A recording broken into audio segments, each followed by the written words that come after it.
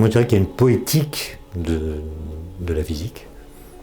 Entendre de la physique ou travailler de la physique, ça peut donner des idées assez belles. Et c'est pas de la poésie directement, c'est-à-dire c'est pas en lisant des poèmes qu'on a des idées en physique. Même si certains poèmes donnent un éclairage sur la physique, il peut être intéressant.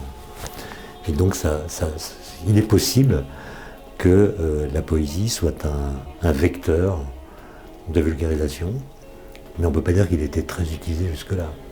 Donc on est en train de faire un travail de pionnier. La musique agit plus comme une sorte d'éclairage, on va dire, particulier sur le sens et sur la pensée. Elle n'est pas faite elle est faite pour mettre dans un état d'esprit particulier, peut-être une porosité un petit peu différente au sens à ce moment-là, et recevoir ces informations, parce que c'est des informations qu'on va recevoir qui sont complètement dingues, vraiment complètement dingues, qu'on n'entend jamais. Donc aussi donner à entendre cette parole, je trouve ça très important. Et je pense que la collision entre la physique et la musique, entre le verbe et le son, entre le verbe et les notes, ça devrait pouvoir fonctionner. Mais il faut le prouver maintenant.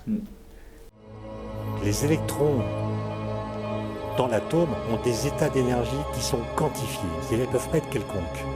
Par contre, l'électron, il peut sauter d'un niveau à un autre en émettant de la lumière. Et donc l'atome est en fait une sorte de système qui permet à la lumière de se démultiplier. Notre corps rayonne une puissance qu'on peut calculer, elle est égale, ça dépend des individus, ça dépend de la surface des individus. Et pour quelqu'un comme moi qui fait 2 mètres carrés de surface, la puissance rayonnée, c'est 120 watts. Je rayonne 120 watts, comme vous, sous forme de photons infrarouges. Et donc je rayonne une lumière qui est encore plus nombreuse que la lumière d'avant l'apparition de la vie.